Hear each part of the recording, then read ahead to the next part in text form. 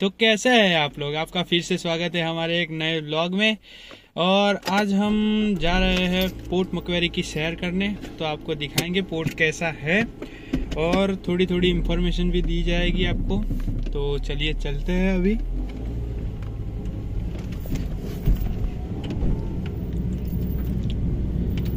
तो आज हम बात करेंगे कि कोई स्टूडेंट यहाँ पे आता है ऑस्ट्रेलिया में, तो उसका सबसे बड़ा क्वेश्चन यही होता है कि वहाँ पे खर्चे कितने होंगे और वहाँ पे कमाई कितनी होगी।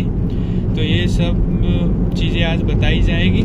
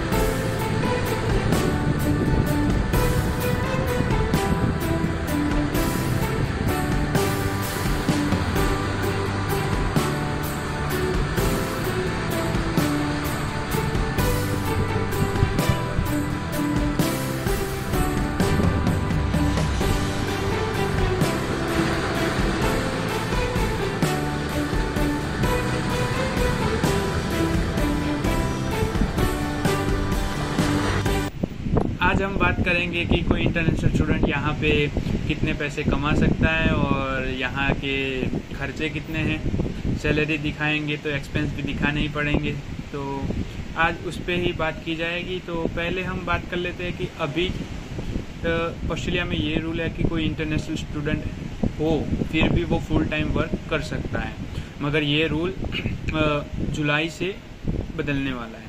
ठीक है, फिर स्टूडेंट्स पे वर्क रिस्ट्रिक्शन आ जाएगी, वो 24 आवर ही काम कर सकते हैं एक वीक में, तो ये वर्क रिस्ट्रिक्शन आने वाला है। अभी क्या है कि कोई भी स्टूडेंट फुल टाइम वर्क कर सकता है, तो इस हिसाब से मैं आपको बताऊं तो एक स्टूडेंट इजीली 1000 से 1500 तक कमा सकता है इजीली एक वीक में, ठीक है। क्योंकि अभी 40 आवर का वर्क कर सकते हैं हम एक वीक में, तो ये बात है पहली बात।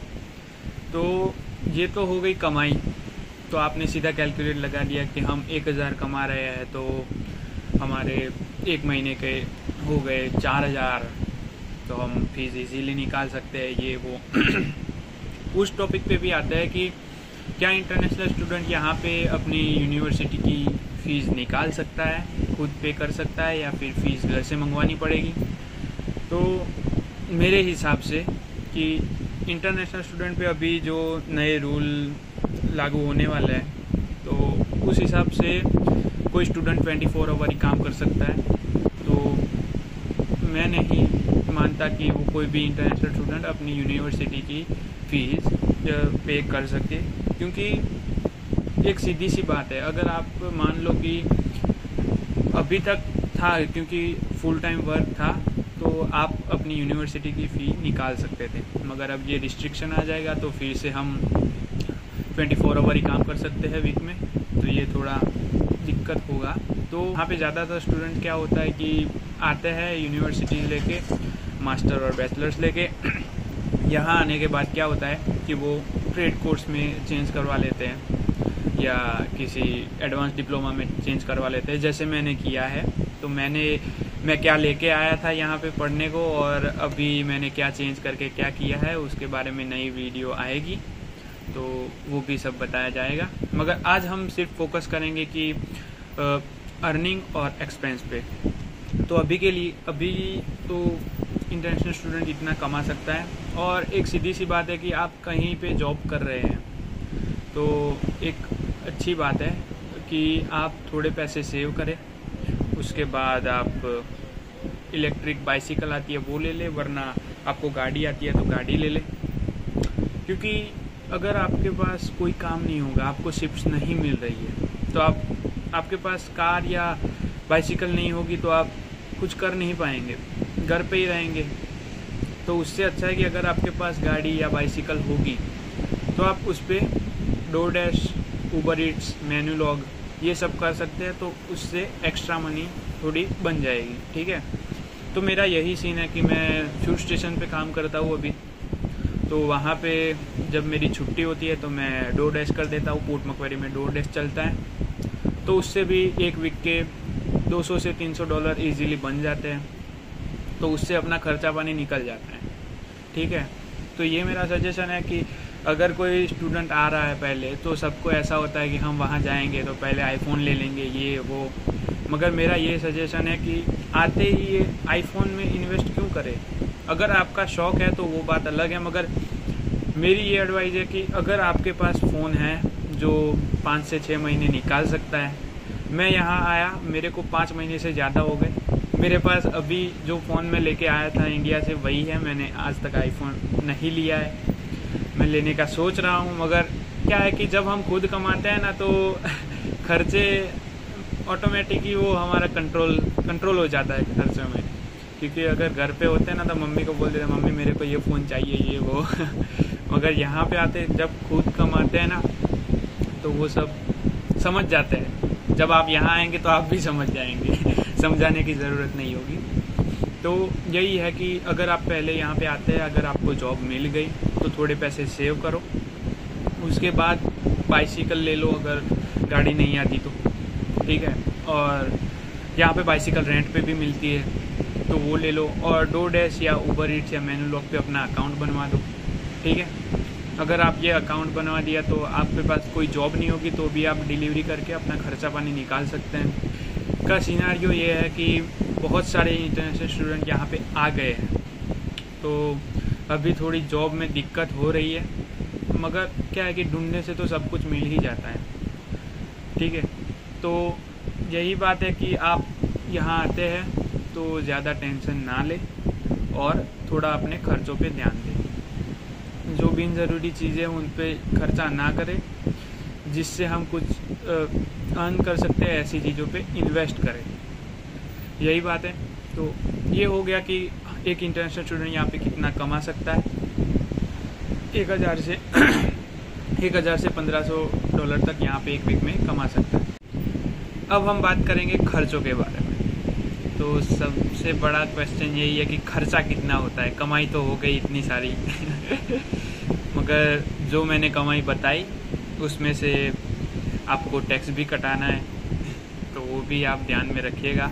अगर आप पैसे कमा रहे हैं तो यहाँ पे हम टैक्स भी पे कर रहे हैं, तो वो भी थोड़ी दिक्कतें होती है कि हम इतना पैसा कमा रहे हैं तो हमारा कितना टैक्स जाता है, वो वापस मिलता है नहीं मिलता है, वो सब हम आगे बात करेंगे नए वीडियो में। उस पर एक सेपरेट वीडियो बनाई जाएगी। अभी हम बात करते हैं खर्चों के बारे में। तो खर्चों में ऐसा है कि सबसे बड़ा खर्चा यहाँ का रेंट का ही है। तो रेंट हम एवरेज गिन लेते हैं कि कोई भी अपार्टमेंट हो या कोई 4-5 दोस्तों ने हाउस रेंट पे लिया हो या कुछ भी, तो मिनिमम उसका खर्चा होता है 150 और एवरेज हम बता देते हैं 150 से 175 तक का हो सकता है। तो रेंट का ये खर्चा, और ये वीकली है। तो आप मोटा मोटा जोड़ लीजिए कि आपका रेंट का खर्चा है 150 एक वीक का, तो पूरे महीने का हो गया 300 नहीं 600 600 हो गया। तो ये सिर्फ रेंट का खर्चा है। उसके बाद खाने के बारे में बात करते हैं कि अगर आप ग्रोसरी लाके घर पे बनाते हैं और खाते हैं, तो अगर आप $100 की ग्रोसरी ला देते हैं, 100 या $150 की, तो वो 2 वीक इजीली चल जाती है। तो एक महीने में ग्रोसरी का खर्चा हो जाता है $300 से $400, ये खाने का खर्चा। तो ये सबसे बड़े खर्चे हैं हमारे यहाँ के, ठीक है, खाना और रेंट। तो रेंट का हो गया 600, ग्रोसरी का हो गया मोटा मोटा 400, ठीक। तो $1000 हो गया हमारे महीने का। उसके बाद अगर हम यहाँ हैं तो यहाँ का सिम कार्ड भी यूज़ करते हैं, तो उसके प्लान भी हम देते हैं हर महीने। तो हर महीने कम से कम $30 या $35 तो हमारे ये कार्ड का जो रिचार्ज है वो होगा, वो आ जाएगा। उसके बाद क्या होता है कि कोई स्टूडेंट ने यहाँ आते ही फ़ोन ले लिया तो उसकी किस्तें भी जाती होएगी, तो उसके भी खर्चे माइनस कर सकते हैं। उसके भी $50 से $60 जाते हैं हर महीने वो। उसके बाद आपने यहाँ आने के बाद अगर गाड़ी ली तो गाड़ी का भी खर्चा होगा, गाड़ी में उसका फ्यूल जाएगा, वो तो फिर आप पे डिपेंड है कि आप कितना चलाते हैं वो सब। तो उसके बारे में हम बात नहीं कर सकते कि गाड़ी का खर्चा क्या होता है, पेट्रोल का। तो मैं अपने हिसाब से बताता हूँ, मैं गाड़ी लेके घूमता हूँ तो मेरा एक महीने का फ्यूल का खर्चा है 160 से 200 तक का, क्योंकि मैं डिलीवरी भी करता हूँ तो उसमें फ्यूल जाता है। तो मेरा फ्यूल इतना जाता है एक महीने का। उसके बाद बात कर लेते हैं कि हमारी गाड़ी है तो उसकी रजिस्ट्रेशन भी होगी।